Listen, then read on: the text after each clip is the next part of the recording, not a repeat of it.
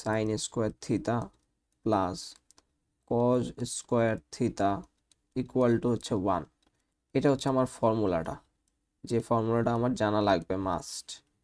এই ফর্মুলা সাহায্যে হচ্ছে কি আমরা এখন ম্যাথটা সলভ করে ফেলবো। তো আমরা যদি ফর্মুলা দিয়ে হচ্ছে কি ভ্যালুটা বসাই দিই, অর্থাৎ sine square theta plus cos square theta equal to 1, ফর্মুলাটা লিখলাম। এই যে সাইন স্কোয়ারের পরিবর্তে আমি বসাই দিব হচ্ছে গা 4/3 এর মান।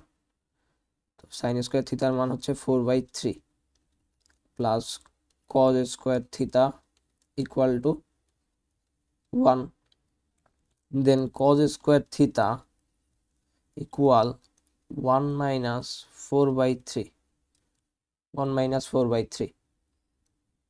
কারণ এই 4/3টা প্লাস আকার এই পাশে আছে, আমি রাইট হ্যান্ড সাইডে নিয়ে নিয়ে যাচ্ছি, তার মানে মাইনাস হয়ে যাবে। তাহলে কজ স্কোয়ার থিতা ইকুয়াল লসাগু হবে 3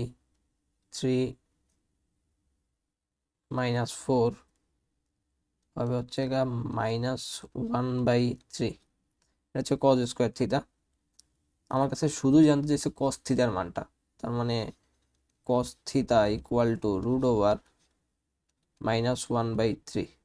তো রুটের ভিতর সাধারণত মাইনাস হয় না, রুটের ভিতর মাইনাস হলে কি হয় সেটা আরেকটা ভিডিওতে হয়তো বা জানাই দেবো তোমাদেরকে, কিন্তু রুটের ভিতরে এটা হলে একটা কমপ্লেক্স নাম্বার হয়ে যায়, ওটা অন্য হিসাব। তো এখানে জাস্ট কস থিটার মান বের করতে বলছে, এটা এইভাবে রেখে দিলেও হয়ে যাবে আর কি।